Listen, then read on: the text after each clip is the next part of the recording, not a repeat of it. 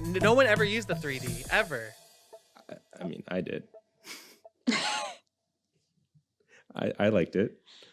I know you're being honest, but I still don't want to believe you. Hello and welcome. My name is J.E. and with me today is my good old friend, Alexander Gonzalez.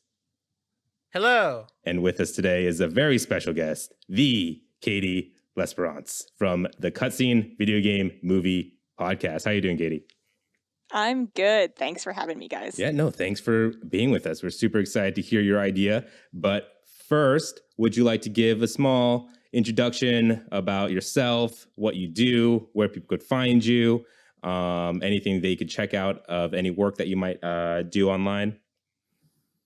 So I co-host a podcast with my two friends, Jacob and Travis, called Cutscenes, a video game movie podcast, where basically each episode is based around a video game movie, and we watch it and then get together and discuss. And, the highs, the lows, the there are some lows. As what you guys call it. Yeah, we min-max, we give our, yes. We have our segments, we intro the movie, we kind of give you the plot points nice and quick, and kind of give our hot takes if we loved it or we hated it, or we have some good debates on there. So yeah, no, it's a lot of fun. Yeah, it's a great listen. It's like proofs for me too, because video game movies are kind of a stain on movie culture. They never turn out that great. So I'm like, okay, what do these guys think about it? So now I know. Like Wreck-It Ralph 2, I had already watched it, and I was like, that was our proving grounds. You didn't know, but we were in this together, and I was like, okay, let's see what these guys' taste is. After that, I was like, okay. And I went through the Sonic one, and that's when I was like, okay, I'll watch Sonic. They didn't hate it all that much. It wasn't bad. No. Yeah. It wasn't bad. It was fine. And I'll Jacob take it loved for a video game movie. Yeah. It was good. I was just like, this is a joke for a kid, and it's just like you said, sorry to interrupt, but about how he gets on certain thoughts when he was talking about, I forget what it was, either the items in the movie or how it was produced. He got on that tangent, and I was like, but is it good, Jacob? It was something about it where I was like, and he's like, yeah, from a marketing background. It was something about the marketing, I remember. Yeah, there's in-movie advertisements, and he's like... Yeah, and I was like, what? Well, since we're talking about Jacob McCourt, yes, awesome dude, been on the show. We Are Not Game Devs a couple of times. Amazing. Yeah, good friend of mine. He also has another podcast called the Left Behind Game Club. I've guested on that a few times, but that's always a good time. It's a good pod to check out. And then I'm on Twitter. I'm Lesbrack. I'm up on there. And and then I sometimes do some guest pods, such as this lovely pod. So we appreciate you calling it lovely. I don't know if that's the word I would use. But yeah, no, thank you so much for being here, Katie. But please remember that we are not game devs. Katie, did you bring a game idea for us here? Okay, so I have I have a concept, whereas as we were talking about Jacob, he'll come in with exact points. He's like, there's a kid, he's this old, this is what he does, this is his dad, and I'm like, I don't do that.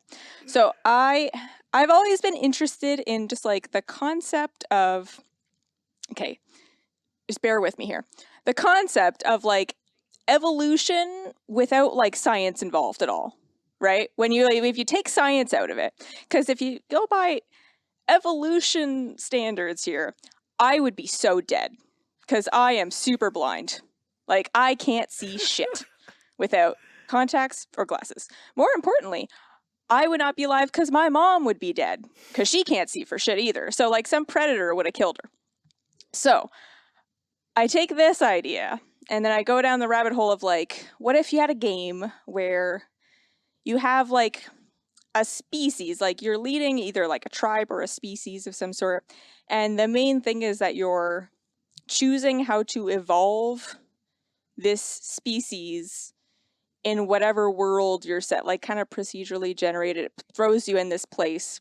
You have to evolve yourself. I don't know if it's turn-based or what the deal is, to survive the elements. And if there are other tribes or other species that are evolving that are your enemies, and then you have to be able to defend yourself or attack them. I don't really know where I'm going with this, but all right. So this is super exciting. I love Pokemon games and I love evolution. If my little creatures can change, I'm up for it. That means in any kind of thing. Persona, if they change, I'm there for it. So I was thinking this could go a couple different ways. So one thing is I like the idea of little creatures because you could do humanoids, but the thing about humans is when you evolve them, people get angry. But with animals, they don't care. So yeah, they could be anything. Like they could be even alienish. Like they could look like anything. You are reading my mind here because I was thinking about doing something where you arrive on a planet and maybe this will be a little Pikmin-esque where you get to control these little creatures who look up to you maybe as a god or something. And you're trying to lead them. It could be a little humor injected in depending on if you want there to be. And it could be a little roguelite-esque where in the sense that maybe you don't make the right decisions for evolution every time. And then they all just get wiped out and then you have to find new creatures and then start over again. And you're like, okay, it turns out that the feathers don't work because when they get wet, they can't fly and then they get eaten. And they're not penguins, so that would be a way to go. It's just what came out of my mind when I first thought of it. Before we continue, I think Alex noticed this, but I totally didn't do the the intro to the show. Rigmarole? Yeah. Mirole. Give it up. But yeah, every week we on Our Game Does will create a new exciting video game idea that we have always wanted to play, but don't have any knowledge or know how to create the wonderful experience out of video games. That's it. But my take on this, I like everything you guys just said. That really? Pikmin, yeah. Well, I mean, my brain was going in a completely different direction, but now it's pulled the other way. But that Pikmin idea is really, really cool. Where maybe you, as the character, is like a shepherding, like that's your role as the player. The person who's controlling is shepherding these creatures. And how I see this working is maybe like Pikmin have like a day system, and each day I'm thinking at the end of each day, wherever you brought these animals through this environment will evolve them in a way. Let's say you walk through a really hot area, and then that will, for the next day when they go to bed and then wake up, you'll find that they've evolved overnight into a more heat resistant or more hot like creature. But one thing is I don't want to put a time limit because I want it to be it's evolution by choice, not by science. So what I'm thinking is we could do it that way, but there is going to be some death involved. That way, like, okay, this is a high up place. I need my little creatures to get wings or get strong legs or climb, or I know they need to do something. But before I'll let you go, Katie, with your idea. I just want to say one more thing. Halfway through, I'm thinking at this point, why don't we do stuff where at like the halfway point, you can then control 2 different breeds of creatures and then they can also do their thing and then make another one. If you want to go from there, if you want to start fusing. Yeah. No, I agree. I think there should be some level of choice in it where you're using a strategy for how best to evolve them. For environment, and then if there's any other threats that are coming, and maybe like I don't know, you're like, no, they should have more arms, like just like batshit stuff where they look super weird, and I don't know. And I want to make this. I don't know why in my head I'm thinking like cute and funny. So you're gonna feel a little bad. Like let's say you want to have like they're cold resistant, so you put them out in the cold and they're just sitting there and they're shivering and like trying to huddle together. And then in the morning when you find them, they're like all woolly and you're like, there you go, guys, we did it. How about we try it like this then, where you'll bring your fresh, newly born, whatever these things are, and then you can leave them in certain spots around this map. As you find them, you can leave them somewhere, and then that will promote an evolution in a direction that you want. Just like you said, you can leave them in the cold, and then when you come back a couple game hours later, they've evolved some way, depending on where you leave them. And then there'll be like markers in certain areas where it's like, this is a place that you can evolve your thingies. Leave them here. I really like that idea because I'm thinking the most important thing for me as a fan of evolution games like that, is a nice little cutscene the first time it ever happens, where when you leave them, they show up and it has like a thing where, like I said, it shows these little, I'm imagining these guys have to be big, like big-eyed. They got to walk a little funny so you get endeared to them at first. They probably got to speak some kind of nonsense like the Rabbids, Minions, or Pikmin, something like that. But I imagine a little cutscene so when you show up the next day, you can do that. And I like the idea because it's smart, so you can leave different ones in different places. Yes. Yeah, and then you can like meld some together if you're like, no, this one and this one would make like a super adaptable one that can like survive a lot of different things. Yeah. Exactly. Now, Katie, the only thing I'm thinking about is what are we doing with death here? Like, do we leave 4 and when we come back in the morning, we're like, hey, 3's pretty good, actually. You know, like, do they get picked off in the middle of the night, or is it just enemies that you're going to be facing, like, as you control them? Yeah. Does it just happen kind of off screen or automatically, like it's simmed, or are you actually fighting something? Yeah, because it would even be like more in interesting. gameplay. If like maybe you're like going up a mountain peak and you have your little guys and they're all marching, making noise, and then you just see an eagle come and take one. And that's all you see as it goes on. And they're just looking. And you're like, oh yeah, okay, so there's eagles here. We have to be careful, or maybe go on under shade or something. I love that so much. The eagle thing, specifically, a idea I might have for that is maybe you could go find that eagle's nest that did take one of your dudes, and maybe it has evolved. Your thing is still alive and it has evolved, and that's like a way to get a more rare, quote unquote, version or evolution. Another thing I was thinking.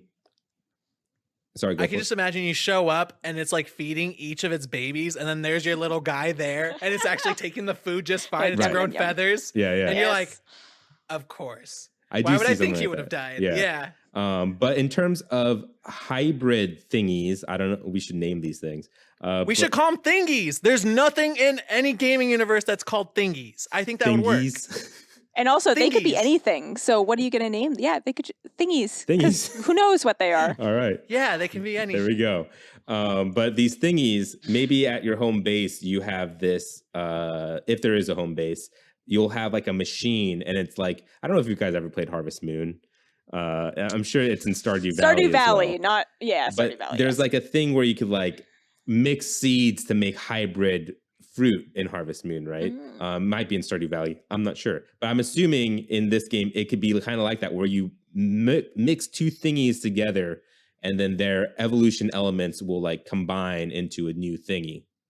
Well, you basically set them up like a little love nest, and you're like, go, let's see what kind of baby thingies you guys make. And then, you get some kind of combo.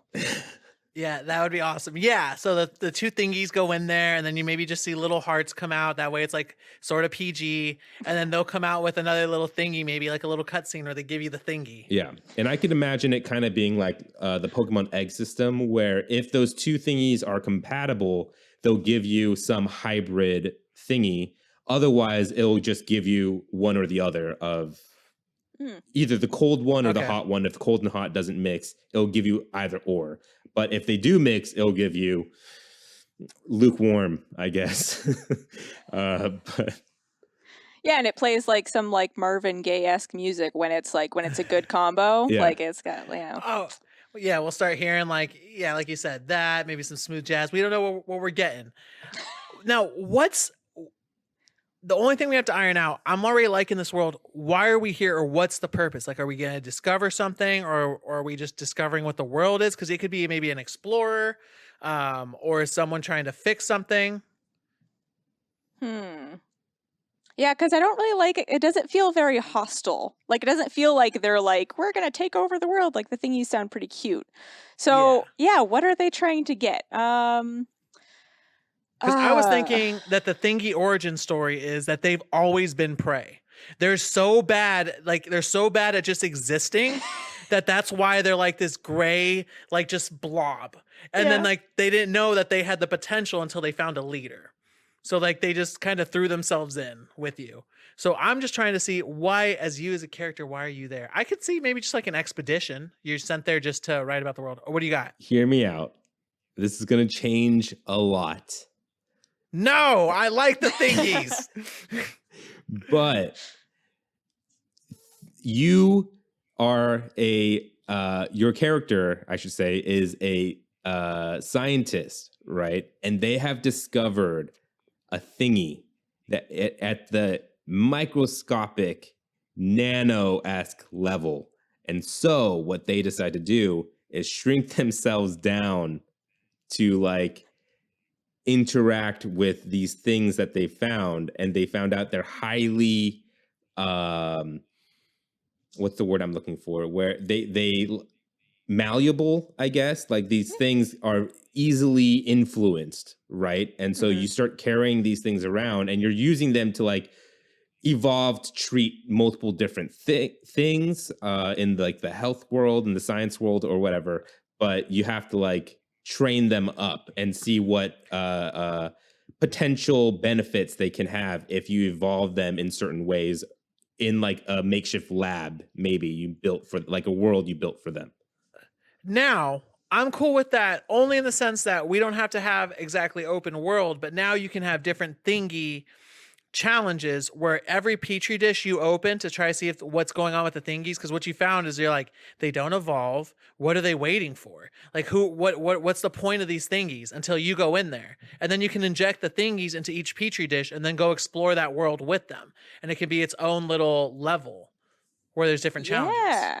So would you be taking like so many, like maybe one or two, like two thingies from your last world? I mean, like, I'm going to take these two from this petri dish because it like presents you with the next petri dish, and it's like, this is kind of what it's like. Which ones do you want to bring with you? And you can bring like two of them with you. You got to pick two. That'd be pretty cool. Yeah, I wouldn't mind picking two. That way you have like your favorite thingy. Or, I mean, I know what's going to happen with me. It's my favorite couple. I'm going to bring my favorite couple, like the one I'm cheering for the most. I'm like, come on, mom and dad. We got to go explore something else. I see where you guys are going with, but I do think it kind of this game would work more in like that open world setting. So how I imagine it, maybe more so like you built this space for the thingies to nurture in, and then you take, how I imagine it now is you're taking them out of that area that you're trying to evolve the thingies in, and then you put in the petri dish, and that's where you find out the evolution, the benefits and stuff like that. But then you bring them back into the open world. Okay. You see what they're capable of. You see what those thingies that you've now created. Exactly. You put them in the thing and you see what happens from them. Yeah. Okay. You're trying to reach certain goals of like, you're trying to make certain things happen within these petri dishes. Right. And then like we could add like some ties to real life where it's like, oh, these hot thingies that you evolved near the lava in this world will eventually be good for pneumonia or something like that. And then like what if we do some tutorial levels where we do petri dishes, but then after that we start injecting them into like terrariums, like self-fulfilling living places, so it's more closely related to what we're talking about. So like hot, cold, because I don't want this to look like Osmosis Jones or anything. I don't want it to be German. I want it to be like very natural looking, even though it's like, I know we're getting reduced in size, but like how they say like a world on top of a world. Yeah. You know, so maybe as we go down, it's just a similar world, but it can be a little bit more fantastical. Right. Like Dr. Seuss or something where the trees are different, like that, just more, I guess that would be where the germs are more inspired, but you're just moving through. Yeah. Yeah. I definitely see it more in the realm of fantastical, cartoony look. I mean, I'm playing a lot of No Man's Sky right now, so I imagine it kind of looking like No Man's Sky. Like the No Man's Sky colors, like those, super vibrant, weird colors. Absolutely. Like things that kind of look like you're supposed to know that's supposed to be a tree, but it really isn't, and that's supposed to be. Yeah. Okay, cool. So something like hyper colorful, HDR to the max. It's gonna burn your retinas on your 4K OLED TV probably. And what's cool about this is the enemies in the game, you can be as creative as you want to be now. You don't have to be stuck to just some construct of it. Maybe. So that's going to be really funny. Like, I think the first one, like for in the tutorial, it can be like a normal, like amoeba, what people would think. So your thingies just keep getting stuck in like this thing where they're like kind of waving to you or something as like you're trying to get them out. what if I have this? So I don't know if you guys want to go super hard into this science thing that I just introduced out of the blue. Oh, let's go, man. But don't mess with the thingies. That's all I can. As long as the thingies are still cute. That's that's the one thing. And in this world that you've built for the thingies, right? You have all the extremes. You have the desert. You have something that's supposed to be like a desert, something that's supposed to be super cold, super hot. And each one of these will have their boss. Think like Legend of Zelda, like a boss in each section, right? That's kind of the element. Are you talking like boss like a Breath of the Wild, where it's a huge roaming germ that's doing its own thing and kind of like takes up space in the world? Or are you just talking about like an enemy at the bottom of a dungeon, or you have to work up to? I guess I'm thinking more like Breath of the Wild, but they're in like I'm thinking this is kind of more like a puzzle game where you have to like use the thingies in a way to get to a certain area in these places. But once you get there, there's going to be a boss waiting for you, quote unquote. And that boss will be like a big disease, like a virus that you have to like fight off using your thingies. And like, so your thingies are trying to like kill Ebola, is what you're saying. Exactly. Yeah. Because that's what I was just thinking about that. Yeah. Because I feel like that's what the thingies in my weird sciencey story that I've put behind this is like you found these thingies as a cure-all for all viruses and bacterias or whatever. Okay, if that's the case, then every single time you beat a level and you solve a disease, there's going to be a poster up that's like, well, I don't know. Pharmacies in America like to do tons of advertisements. So I would love it to be like, thingies cure polio. Take a couple thingies and you'll be okay. And it just shows them like there, like, or and being it's got thrown like into the mouth. The thingy, like the one that was like the treatment, and he's like on that poster and he thinks he's amazing now. Like that thingy is like the hero of that area. Right. Yeah. Maybe like in that area you could have like a statue of the thingy. Yes, a big golden statue of that thingy. Oh, I love it. That'd be even better. Yeah, that's so good. See, now you know what to give me to keep me going on. So like I also imagine like just like Legend of Zelda, like the thingy that is gonna get the statue and is the main mechanic on how to beat the boss or whatever is gonna be like kind of like what you evolve the thingy in that area will help you beat that boss. You know what I'm saying? Mm-hmm. Where it's like, you know, in Legend of Zelda, you get the hook shot and then you use the hook shot to beat the boss. In this, you evolve the thingy to have eagle flight. I guess it wouldn't be an eagle now that we've changed the game completely. But you gain a flying thingy, and that flying thingy would be able to beat the boss on whatever level you're at, you know? Yeah. And it'll still be somewhat unique because your thingy will go through different things than other people's. They'll just each share the common trait, which is flying. Right. So every statue will look different, so you can share it with your friends. Yeah, because they'll still look different. Yeah, because you will have gone through a few different evolutions before you get to that thing. Exactly. Yeah, that ends up being like the killing thing. Yes.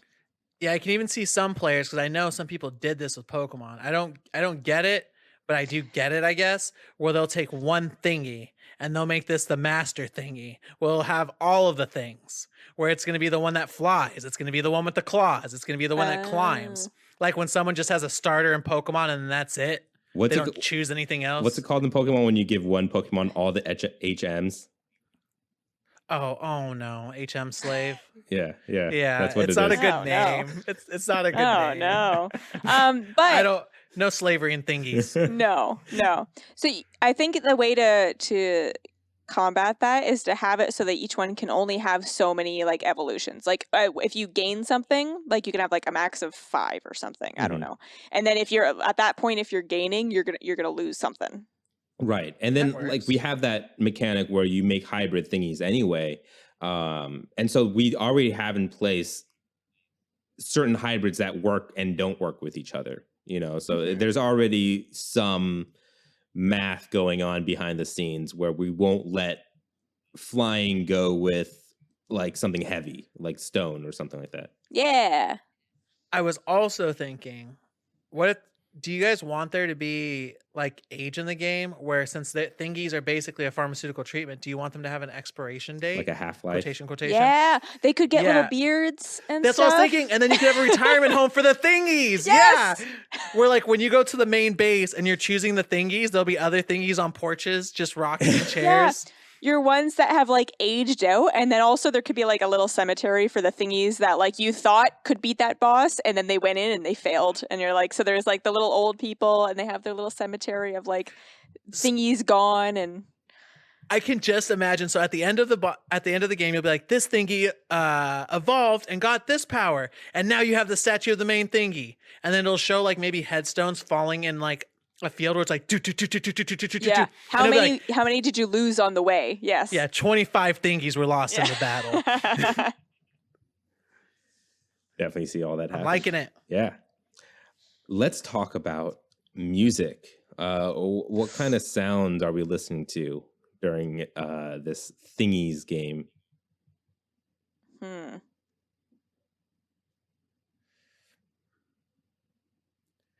think it's just like happy and like kind of plinky, like that's not a word, but you know, like playful I don't music, know. right? Yeah, I see that. Yeah, like yeah, I know what you're talking about, and I can't put like my finger on it. It's like music, like a craft time kind of music, like puzzle time, but it's like you're discovering, but very innocent almost. Mm-hmm. I usually try. I mean, I don't try because I do it all the time to reference other games in the show. But when I picture this, the music and also kind of the look of it, I think like Bug Snacks. I don't know if you've played Bug Snacks. I have. But the music's kind of just more like... It's like boom, ba-dum, yeah, it's like yeah, jolly, not pop. It's just... No. It's just a happy tune. It's a happy melody that's just always playing. Yeah, it's not like super epic. It's not like bunch of strings or like it's not like, you know, there's no like rockish kind of sound. It's just kind of like doop, like you're just going along. I don't know how to describe that either. No but orchestra, not a whole lot of highs or lows. It's not stressing out the player. You're not going to try to control the player's feelings with the music. Instead, it's going to set the tone for the world and kind of how, I guess it's going to be around the thingies, right? How their personalities are. And definitely have like different music and themes for different areas of the level. Like each place will have their own vibe and feel to it. But yeah, generally just a happy tune that's just playing in the background. Gotcha. Pricing. How much do you think this game would go out for? It all depends. It does. I guess I know. We could see what it's looking like, because if we make this a very robust game, I wouldn't mind paying $60 for it. And hey, Nintendo's gotten away with worse, is all I'm saying. Not trying to throw Nintendo shade. could definitely charge $60 for this game. Yeah. Right? So that's where I'm at with it. If there's a bunch of different worlds, if we're adding this, if we're able to share like statues of different thingies with people, I'm sure you're going to be sharing the thingies and it's going to look nice. Maybe next gen, maybe you can get a bunch of thingies on screen. That's where I think $60, right? You're going to want that processing power. Get some haptic feedback going for the DualSense. Unique vibrations for the thingies. Each thingy feels different. If they're one of like the strong heavy ones, like it's like doo doo when they're walking, like you feel like how hefty they are when they're walking. Yeah.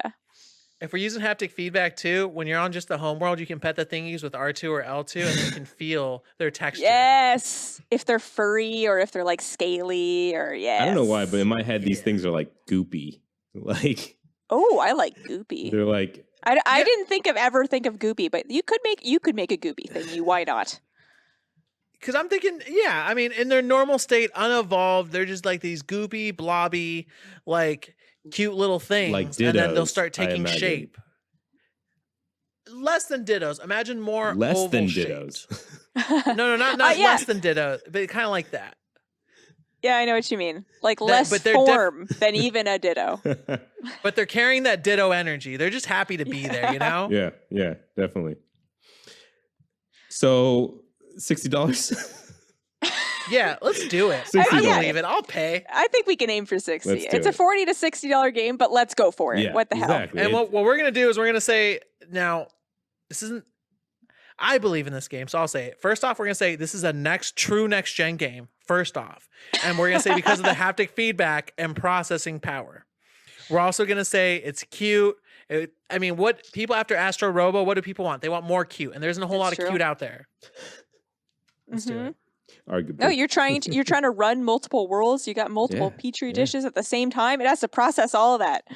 And we didn't think about how you guys were saying like 2, 3, 4 thingies. I'm thinking like behind you, there's like at least 50 thingies is what I imagine. Oh no, I'm thinking you could get a good crop of them for sure. Yes. I'm liking it. Exactly. So it's going to be a bunch of different thingies going on, and they're all going to have different facial expressions. And then we're going to have a good camera mode where maybe you can, in the middle of a thingy battle, you can take camera pictures and then look at their different expressions and how they're doing. Yes. Something I really like this is so out of the blue, and this just came out of nowhere, but I would want there to be, and I'm surprised not very many games do this, but I want there to be a optional auto photo taking mechanic. So in Final Fantasy 15, one of my favorite Final Fantasy 15 games, or Final Fantasy games, sorry, there's a character named Prompto, and he would just randomly take photos while you're playing the game. Yeah. And they're just random cool action shots. Sometimes it's just you hanging out, driving the car, but sometimes there'd be really cool action shots. And I want there to be an optional thing because some people don't want a flood of photos clogging up the storage space, of course. But if you turn it on, I would say there's like just live photos that's just constantly taking after no, we force the player to do this. Let's have like an AI little assistant that's a robot, because now that I think about it, I'm horrible at taking photos, but I would love to have it the first thingy I ever met, the first thingy that was born because of me, first couple thingies, the first thingy death. Like all these photos can be done and then saved for you in a little thingy album. The reasoning behind this is you're a scientist documenting your research on these thingies. So you bring with you like a GoPro like camera to like kind of document what you're doing throughout this thing. And so it will capture all your big moments and also random moments. And then maybe you could evolve one of your thingies to be your camera operator. And then you'll see like a thingy running around with like a little camera and like taking pictures and stuff. And you could like upgrade that thingy specifically if you like that. I love it. All right. Fantastic. Alex, it's time to start your timer because it's time to name this game. All right. Give me 1 second and go. Thingies? That's it's the first thing that I was thinking of. I want to see if we can be more clever, but I do like thingies just off the top. Thingies. How is thingies spelt? Is it literally thingies, or is it like with the IES? Thank you. Or you could do cool. YS. No, IES is cuter. I like it. Mm-hmm. I don't know. Okay. How about two G's? Basic. Thingies, like Wiggles. I like that.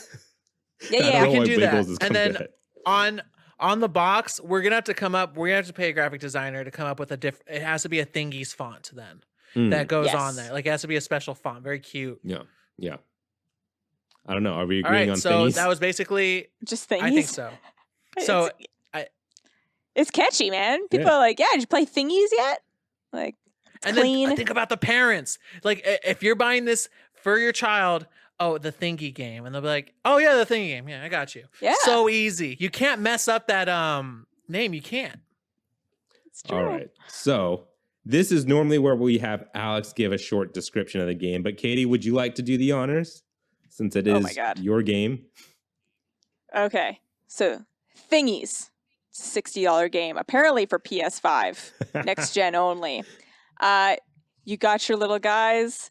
Your little thingies, they're roaming the world. There are crushing diseases left and right, and they're building a little community as they do it. And you are shepherding them through it and changing them as they go and choosing genetic code, apparently.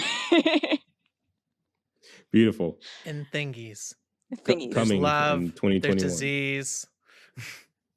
Love, disease, friendship. All Thingies. right. So I think we have a game here, guys. What do you think? Would this be a game you would want to play? And is it fun? I think so. Yeah. I think I want to play this game. There needs to be more Pikmin likes, which I don't know if there's very many Pikmin likes. So we took a Pikmin game, and then we took space, and then we took Pokemon, and we mishmashed it together, and that sounds good to me.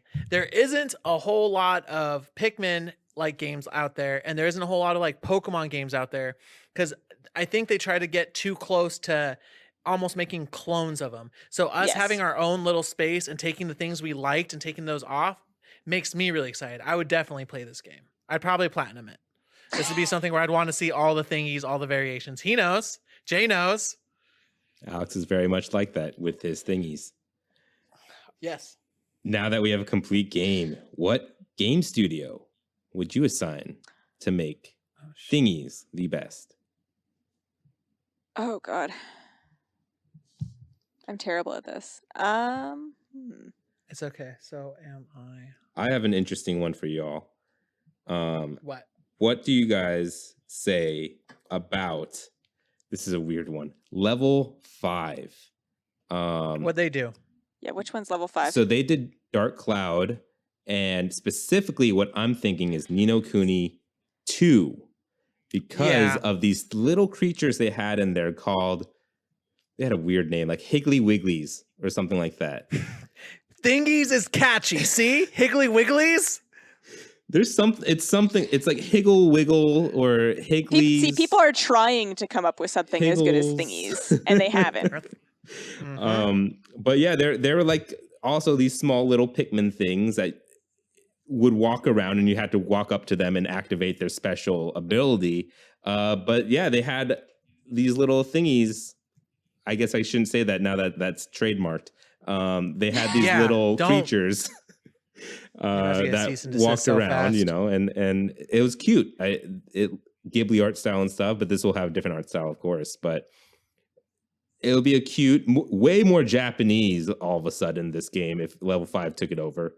And also Level 5, I think, aren't making games in America anymore. They closed down their America studio. But that being said, I think they could do something interesting with it. You know, it could bring it back. Yep, it could be such a phenomenon that North America is like, we need the thingies. We need thingies. Oh, and we would be flush if they started doing merch. If they wanted merch, trading card game. Oh, they'll have like different plushies for each kind of variation of thingy. Oh yeah, start doing a little bit of little kid gambling going on, so they have to buy more. It would be like we would have to have a mascot if it becomes a Japanese game. There would have to be like the Pikachu. There has to be the thingy that is like the mascot thingy, and it has like the specific evolution. Oh, so we have to have a poster thing. Yeah, is what you're a telling poster me. thing. Definitely. What I was thinking of was Capcom. I don't know. So I know they do Monster. I remember Monster Hunter Stories, which is a 3DS game, basically where you're raising the monsters that you hunt. So I was thinking something like that, where they could make a world like Monster Hunter does, where there's a bunch of living creatures in it, and then they would just design these thingies that would take on different characteristics of the creatures, just like how Monster Hunter, you wear different armor from the creatures you battle. So I think it would kind of fall into their wheelhouse a little bit. Yeah. For some reason, my brain is going to game studios that don't work. Like hey, that works too. Quantic Dream doesn't work.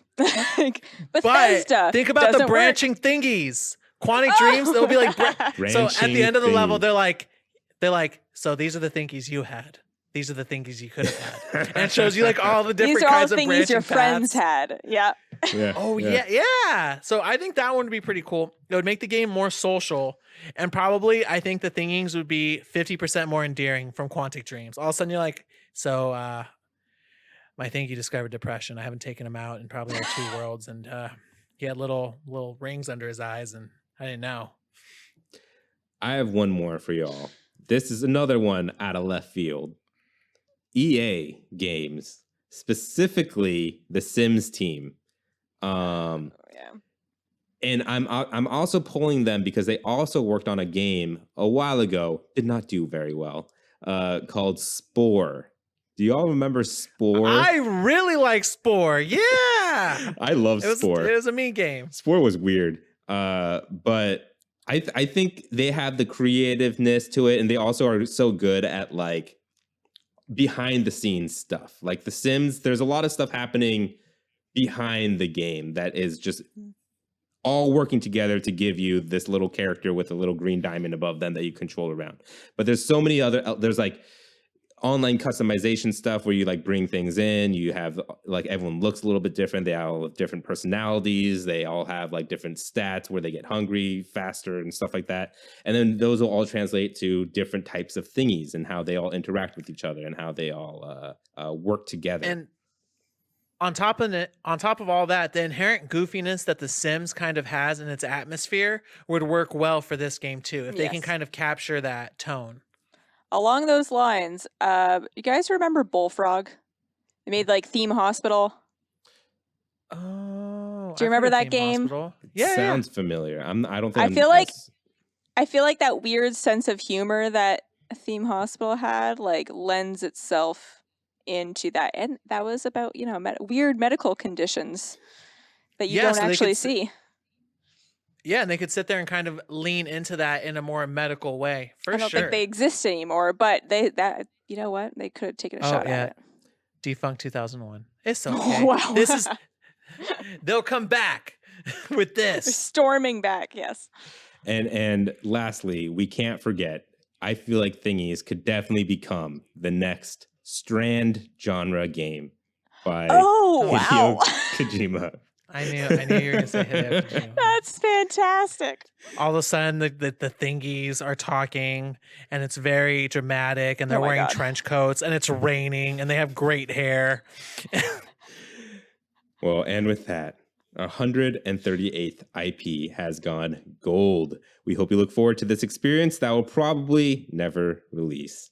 You could write to @poundgames@gmail.com if you have anything to patch into the game we created today. Also, give us feedback. We're still learning how to make this show better, and your feedback really helps. We have a Patreon. If you'd like to back our ideas, please head over to patreon.com/wearenotgamedevs. Patrons receive episodes 2 days early and an extra podcast at the beginning, which you caught the tail end of our conversation at the beginning of this episode.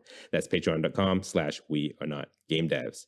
If you liked our show, why not subscribe and give us all the stars on Apple Podcasts, Google Play Store, Spotify, YouTube, and more. And if they ask for a review, instead of reviewing our show, become your inner game critic and review Thingies, the video game we just created. Thank you for joining us today. We'll be back next Friday with another new IP.